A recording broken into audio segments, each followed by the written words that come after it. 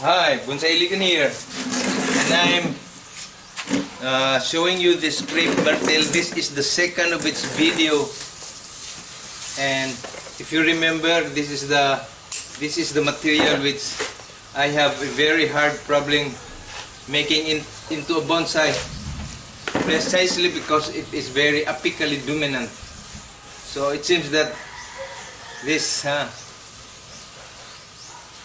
this Crape Myrtle doesn't want to be bonsaied. So I guess I just have to change my technique or my goals.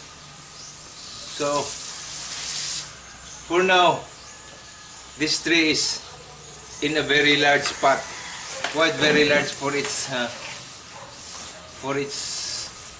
bonsai size, bonsai trunk. And I pursued that, or did that, because I was anticipating to make large branches, then eventually prune it so that I can grow small branches then. But I found out that sometimes the branches are very young and yet they are very vigorous, so they do not flower. So only, at least there is an old branch here like this, so this flowers. So my goal is just to be able, now I have changed my goal, to be able to grow branches probably as long as this, if not shorter, then allow it to, hopefully then that will be the size of the trees which can, size of the branch which can grow. So meanwhile, I will do some clip and grow, even the very green ones like this. I will now cut and then let it grow again as a clip and grow method. So here I am cutting very short, and some which are not needed I really remove. Okay, because so I cut only at the first internode.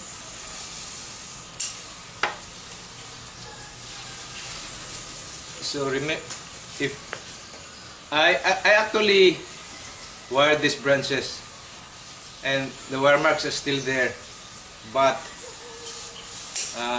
eventually I still cut them off in spite of, because they have grown long and tall, and I just let it wither in the sun, and then I wired them up to so that they'll face down. But then again, it's not working.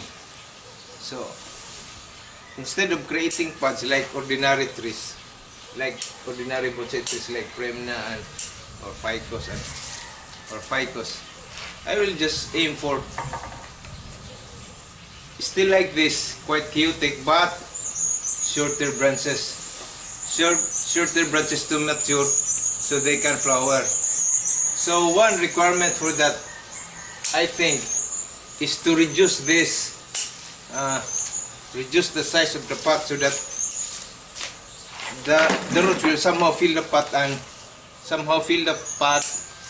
and then the leaves will, the branches will be sort of controlled. So in this case, even this very new ones, I cut.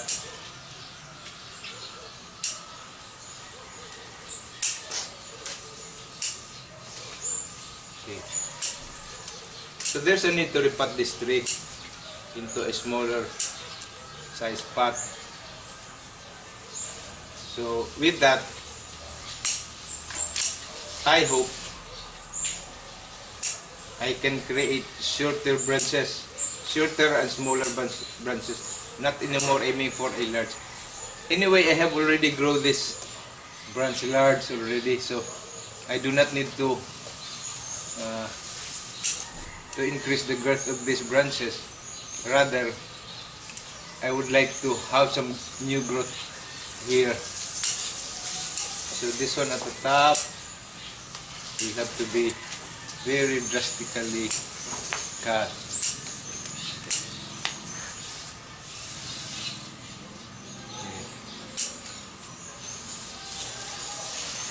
So this is quite low. Okay.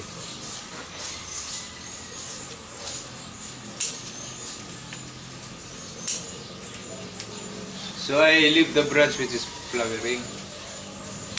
It doesn't seem right to cut off the flower when in fact it produces very few flowers.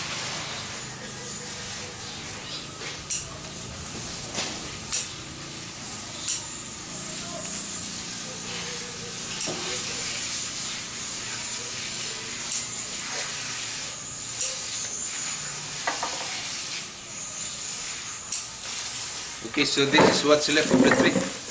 Let me see your view. Okay, your view is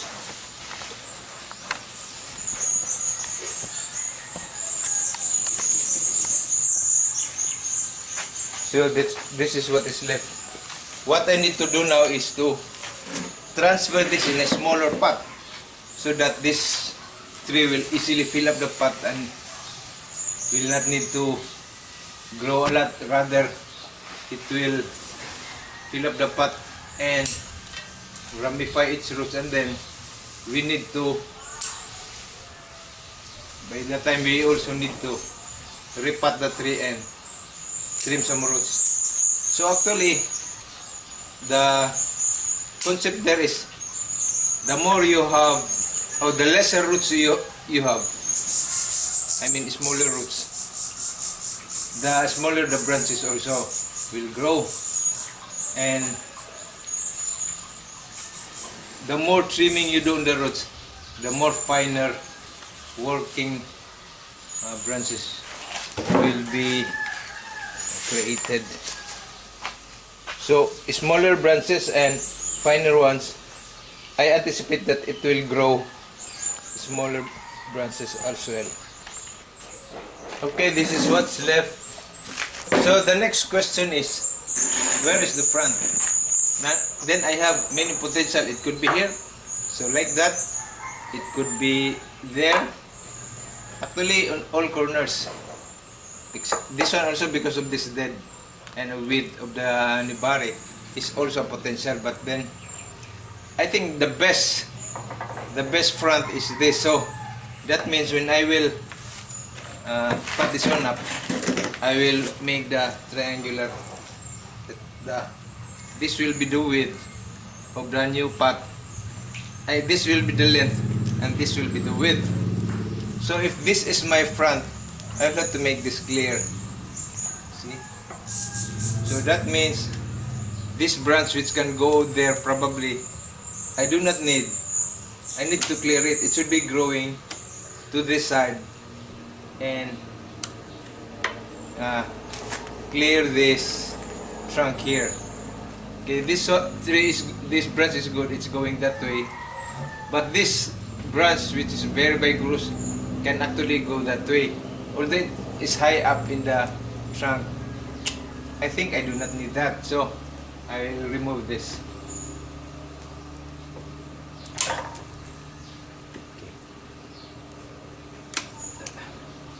Although Crape Myrtle are quite soft,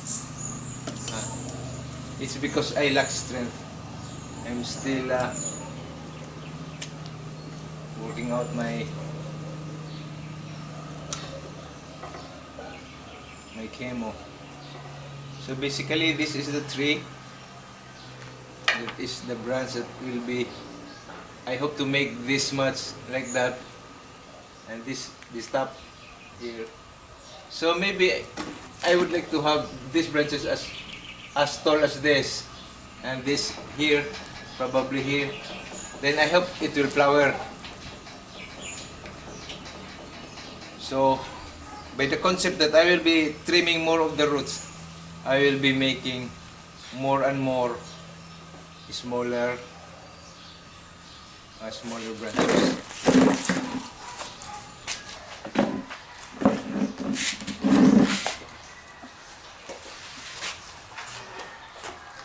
Okay, today we will continue the job yesterday, which is now we are on the phase of removing or repotting this tree to this bonsai pot.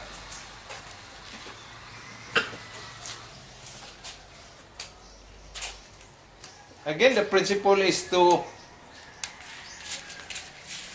reduce the size of the container so that we will be forced to trim the roots earlier. And when we trim the roots more often, that means we will have finer roots, and we will have more feeder roots, which are more functional or usable. And this is the pot. See, the pot is much shorter in length and shorter in width. So this is quite a drastic move. Kinahanglan ta ko no langgana para sa yuta. This is quite a drastic move, but I think the tree can take it.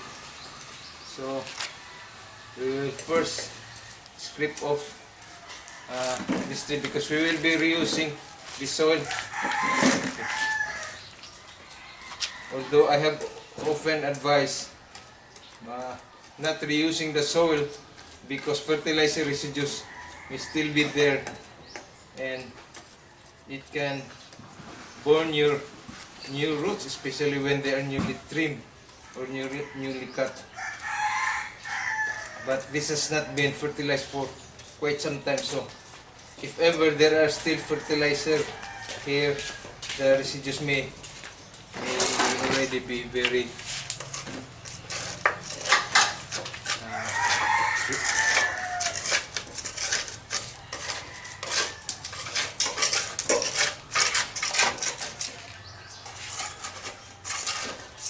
kanina yung mga kondom. Tagtangin mo.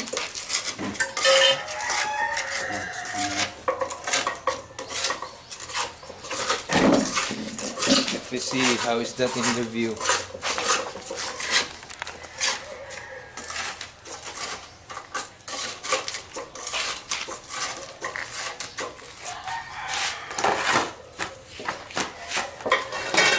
Dili.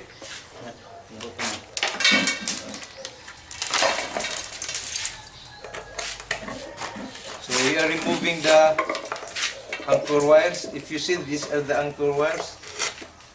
We have 3 wires which has anchored this tree. So this tree cannot get anywhere.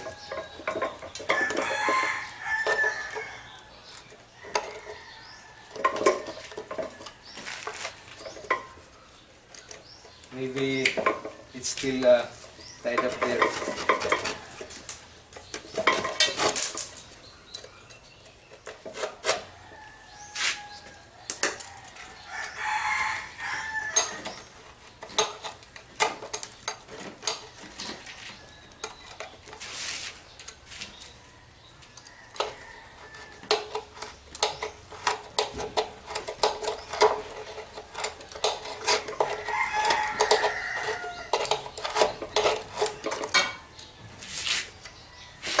See, even removing wires takes energy, so this job is not for me.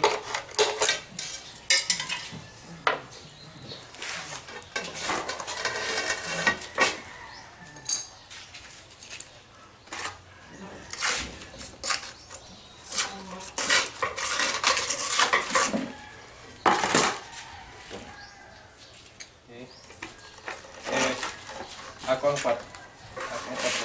Dito sa imo pa ingon dong. Ay, itong ba pa sa imo. Itong ba pa sa imo. Ito dila sa pot.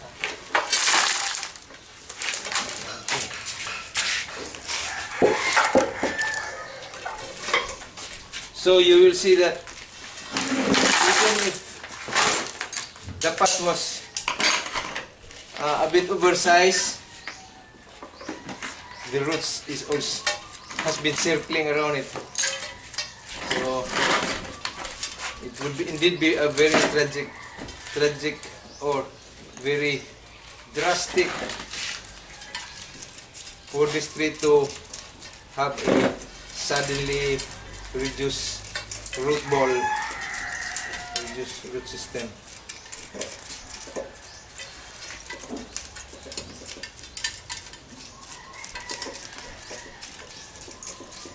Halos sa dito ang kandong.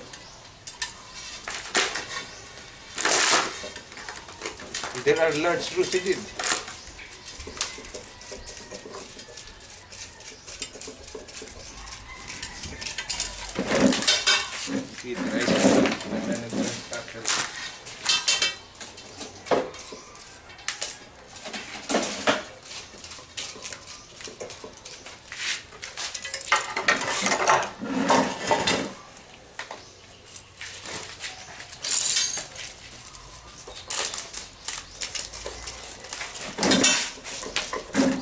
Let's see if you can see it.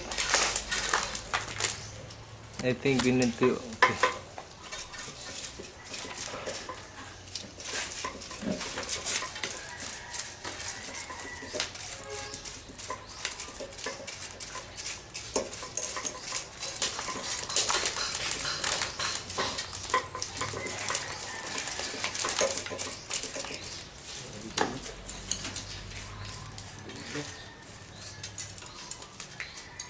So, aside from this tree being very apically dominant, it is a fast and vigorous grower, and it has a lot of roots. It grows also a lot of roots. Now, compared to my other trees like the Premna can also grow a lots of roots, but they are not apically dominant as this Premna. And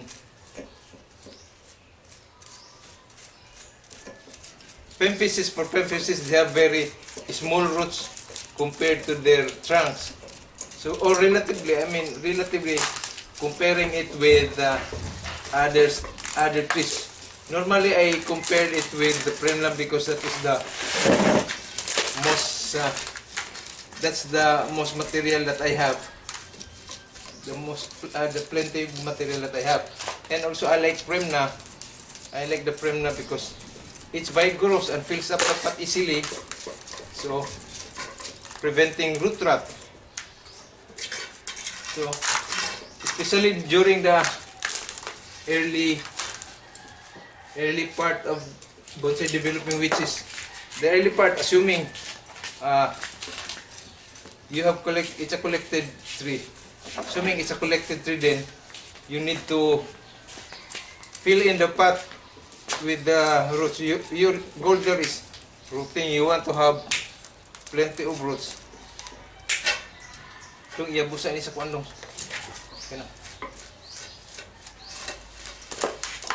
So during the early stage of bonsai, that means from a dug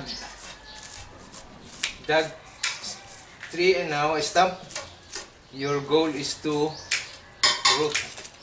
rooting.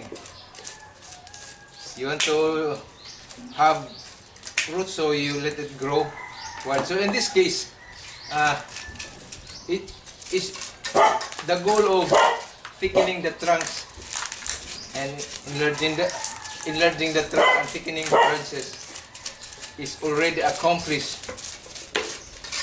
So, and because of that, it is inadvertent, or it is inevitable that you will have also large roots, and that was supported by a large pot, and now we are going to cut those large roots and then also trim the roots so that this can be accommodated in that new smaller triangular pot, and that is a Chinese pot. It's already a bonsai pot. Okay, so these are large roots. Dito lang na. Kaya ito ipakita ng roots. Ay sa pamutlad nung kay kaya lang sa nung kay. Ako ipakita ako. So if I may focus on the roots, let me focus on the roots.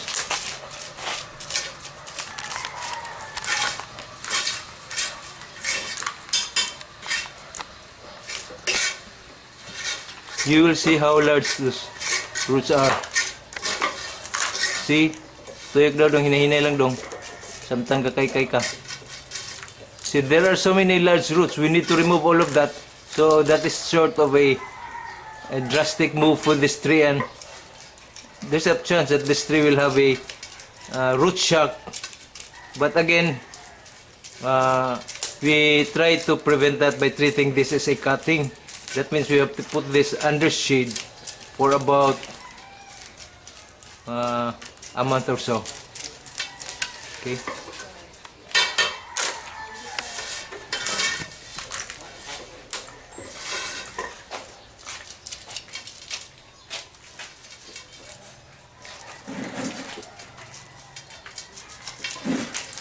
Ang kulay kayo dong. Nagput dong.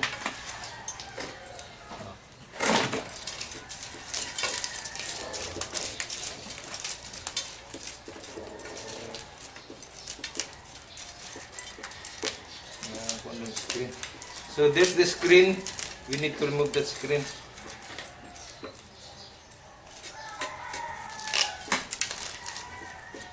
So we have to work these roots quite gradually and scrape off slowly, gradually, so that we can see what's going on. Because if we are going to remove so much, we need to know. We need to how much of the root we have removed already, so that we can decide whether it was enough for, you know, paano ko na ito? Dali na. See, you have so much, plenty of large roots. Ako na yung focus ko nito. Hindi pa dahil lang nito. Kaya I'll focus it again, the large roots.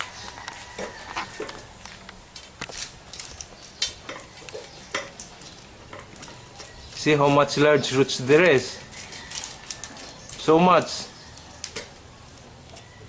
Okay, now I am starting to get nervous because I will be removing so much roots, and the tree will indeed have a root shock if I am not careful.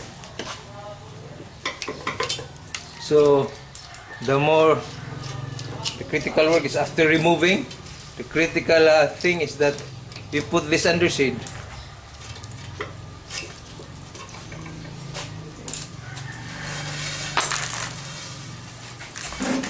So we start now cutting the roots, and prior to moving on,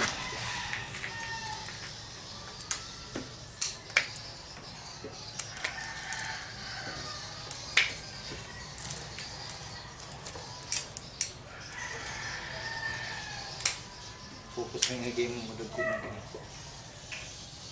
These large roots are, sige na din bali na po dong.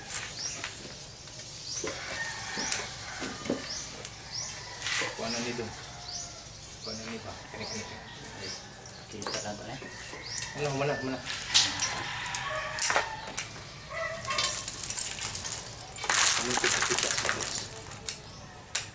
So see, we have removed so much, and we will still continue trimming this.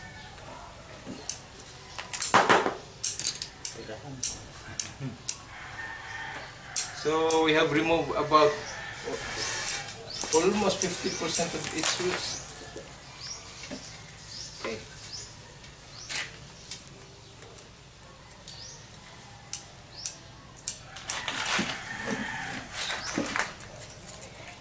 But we will not remove so much, only just enough so that this can be accommodated in that final part. Kunadong sa lalo. So we'll just, there are still large roots like this, but I will not be removing them totally, because They are also connected with the finer roots. Here's another very large root. But I will have to remove this.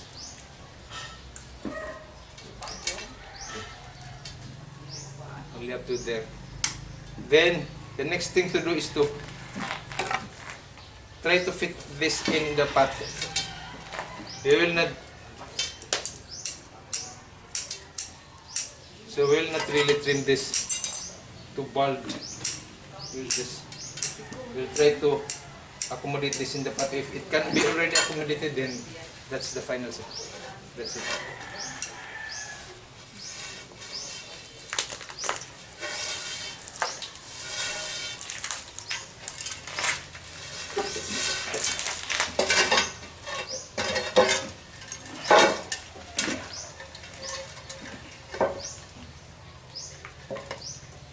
So that's the front. That is how we are supposed to. Then we will scrape off more here.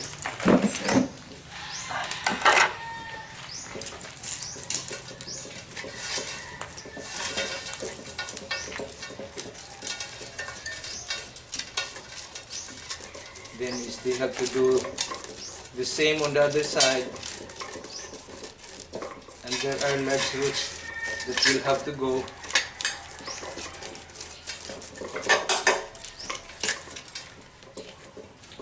Wala dito dago-dago nga kuan dito dong balas daw. On the other side, ito lang ang basa. Ako ipakita kani nga side nga daghan kita ko.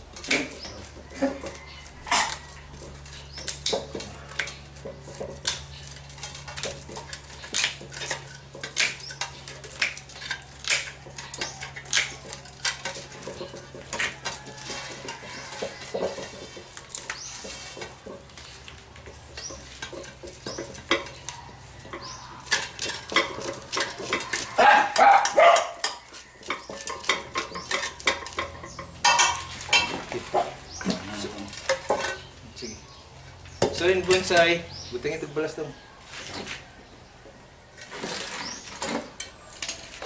You have to decide as you go. So it's not in your previous plan, then. Gasan eh. Oh. Okay. We need to wash the soil. So my assistant is going to wash our soil to minimize residue if there are still. Ang fertilizer, bugasan.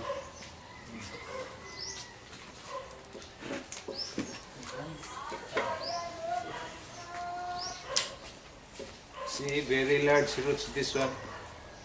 It's still intact. But we need to remove them. And this one, very large one, then I will shorten it.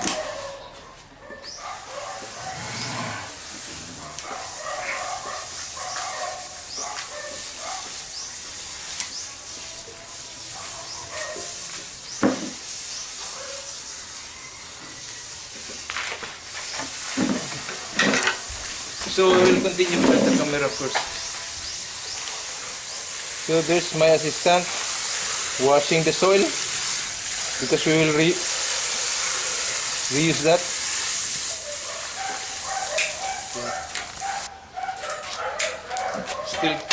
We still need to remove some roots since it could not fit in.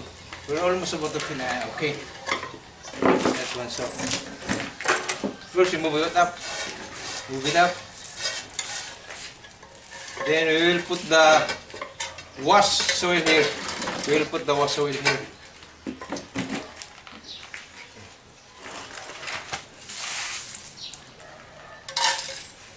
Put it on the center so we can build a mound.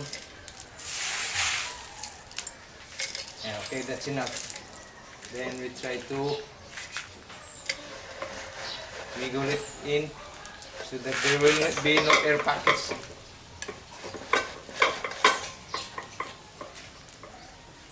A little bit more.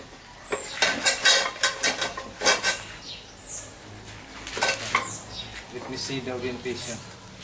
So the tree seems to be moving that way, so it has to be nearer here, moving that way, and this is the front.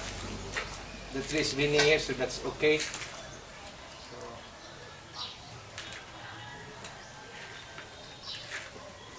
Bigla ulit. No? Ha?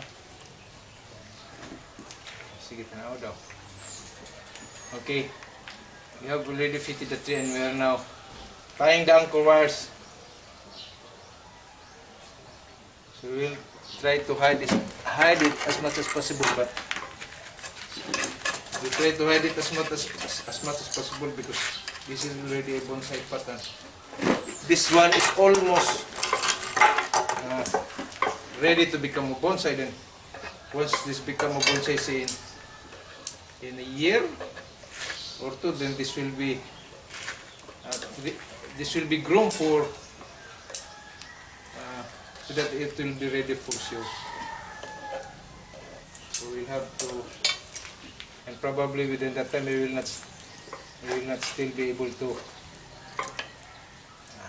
There's no need to repot.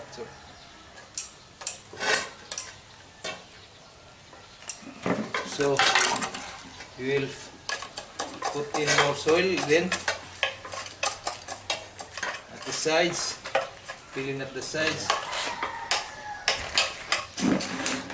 So especially here, padol ko na ito.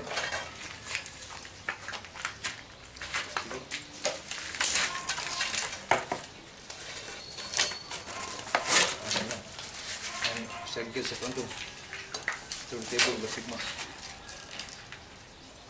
So I'm putting more soil and trying to put the soil deeper into the pot.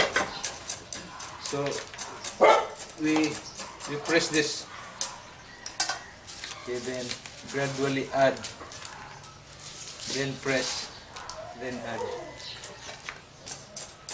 Okay, so to ensure that there are no air pockets inside the pot, so that all roots will have an area to grow in. So looks like it is opposite to what we want. Why are we using this Corsan to promote aeration? By creating small pockets, air pockets inside the pot. But we do not want large air pockets, that's why we still have to press the soil like this.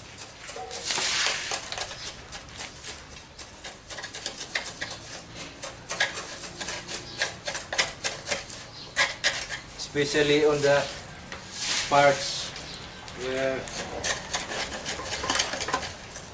the soil is not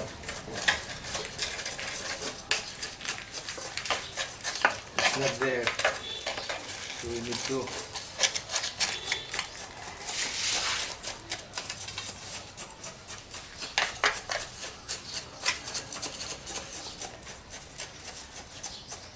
so that's the front,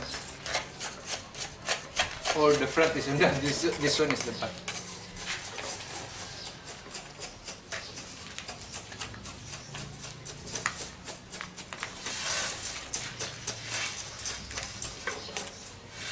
Apa dong yang bukan itu dulu?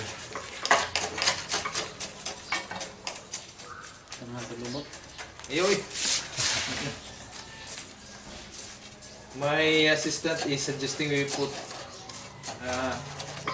moss, but I said no, not this time, because we need to have soil which should be very accessible to air for now. So the moss, usually we put that only when we are ready for show. So for now, the moss is not an advantage when it's here.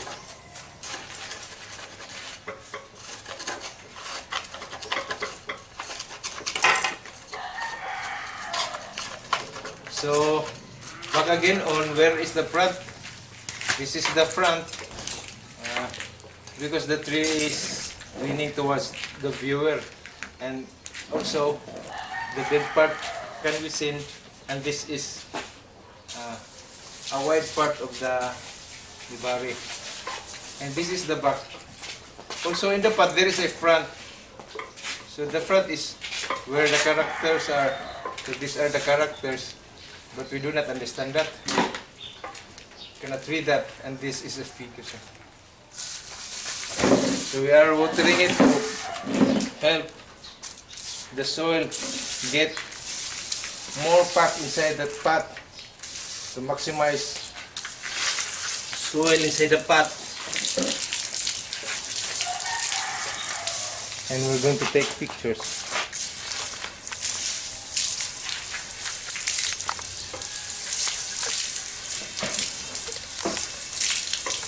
Take ko dong. Take ko ano picture dong.